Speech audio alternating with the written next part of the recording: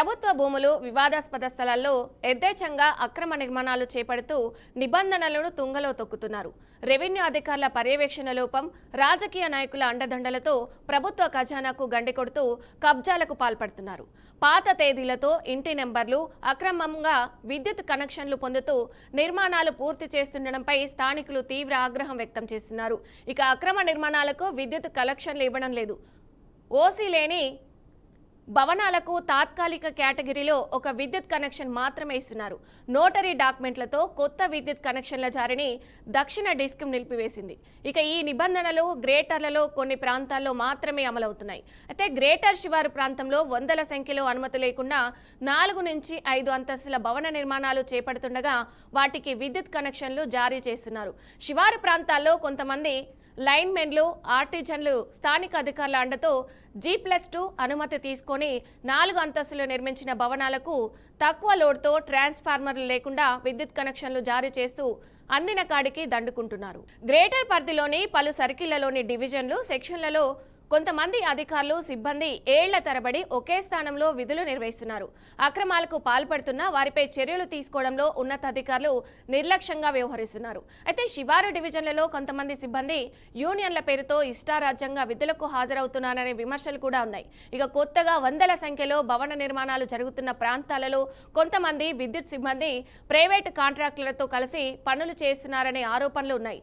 శివారు ప్రాంతాల్లోని సర్కిళ్లలో 2 నెలలుగా జారీ చేసిన కొత్త విద్యుత్ కనెక్షన్లపై విజిలెన్స్ విచారణ చేపట్టగా అనే డిమాండ్లు వ్యక్తమవుతున్నాయి. అయితే 10 మీటర్ల జారీ చేయరని ఆరోపణలు ఉన్నాయి. అయితే 20 కిలోమీటర్ల వాట్ల లోడ్డు దాటితే ఆ భవన నిర్మాణానికి ప్రత్యేక ట్రాన్స్ఫార్మర్ పెట్టుకోవాలనే నిబంధనలు ఉండడంతో తక్కువ లోడ్తో కలెక్షన్లు జారీ చేస్తున్నారు.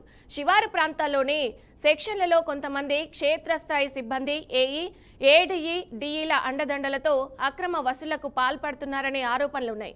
చార్మినారు, బేగం బజారు, కీసరతో పాటు పలు డివిజన్లలో అక్రమ నిర్మాణాలకు డబ్బులు వసూలు చేస్తూ విద్యుత్ కనెక్షన్లు జారీ చేసినట్లు తెలిసింది.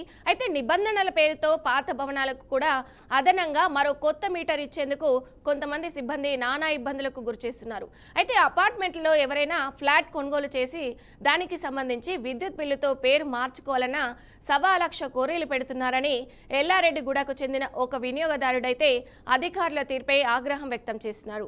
రిజిస్ట్రేషన్ డాక్యుమెంట్ ఉన్న వాటిని లింకు డాక్యుమెంట్లు సరిగ్గా లేవంటూ పేరు మార్చకపోవడంతో వినియోగదారులు ఇబ్బంది పడుతున్నారు.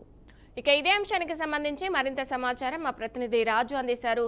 రాజు, అసలు ఏం జరిగింది? అప్డేట్స్ ఏంటి? ప్రస్తుతం గ్రేటర్ పరిధిలో పరిస్థితి ఆందోళనకరంగా ఉందని చెప్పొచ్చు. ముఖ్యంగా విద్యుత్ సంబంధించి పలు సర్కిళ్లలో అధికారులకు ఏళ్ల తరబడి నుంచి ఒకే చోట పిష్ట వేసుకుని వాళ్ళైతే విధులైతే నిర్వర్తిస్తున్నారనే ఆరోపణలు అయితే పెద్ద ఎత్తున వినిపిస్తున్నాయి. ఇక డివిజన్లు, సెక్షన్లలో ఆ పోస్టింగ్లు దీర్ఘకాలికంగా అక్కడే ఉండి స్థానికంగా వాళ్ళైతే ఒక బలమైన నెట్వర్క్ ఏర్పాటు చేసుకొని అక్రమాలకైతే పాల్పడుతున్నారనే విమర్శలు అయితే వినిపిస్తున్నాయి. ముఖ్యంగా శివారు ప్రాంతాల్లో లైన్ మెన్లు అట్లాగే వాళ్ళంతా ఇష్టారాజ్యంగా వ్యవహరిస్తున్నారనే ఫిర్యాదులు కూడా వస్తున్నాయి. అక్రమ నిర్మాణాలు ఏవైతే ఉంటాయో వాటికి ఎటువంటి అనుమతులు లేకపోయినా విద్యుత్ కలెక్షన్లు వాళ్ళు మంజూరు చేస్తున్నారనే ఆరోపణలు కూడా తీవ్రంగా వినిపిస్తున్నప్పుడు ముఖ్యంగా జీడిమెట్ల డిపిపల్లి సబ్ డివిజన్ పరిధిలో రాజరాజేశ్వరి కాలనీలో వందల సంఖ్యలో 4 నుంచి 5 అంతస్తుల భవనాలకు అనుమతులు లేకుండానే వాళ్ళకైతే ఏవైతే మీటర్ కనెక్షన్స్ ఉంటాయో అవైతే ఇస్తున్నారు. సో ఎస్టిమేషన్ లేకుండానే ప్యానెల్ బోర్డు ఏర్పాటు చేశారనే ఆరోపణలు కూడా పెద్ద ఎత్తున ఉన్నాయి. సో ఇవన్నీ కూడా నిబంధనలకు పూర్తిగా విరుద్ధమైనటువంటి స్థానికులే కావచ్చు, నిపుణులే కావచ్చు వాళ్ళైతే చెప్తున్నారు. సో ఇంకా ఆశ్చర్యకరమైన విషయం ఏంటంటే ఒకే భవనానికి 8 నుంచి 10 వరకు మీటర్లు జారీ చేశారనే ఆరోపణలు అయితే పెద్ద ఎత్తున వినిపిస్తున్నాయి. ఇక ముఖ్యంగా 20 కిలోవాట్ల లోడ్ దాటితే ప్రత్యేకంగా ఒక ట్రాన్స్ఫార్మర్ ఏర్పాటు చేయాల్సిన నిబంధన అయితే ఉంటది.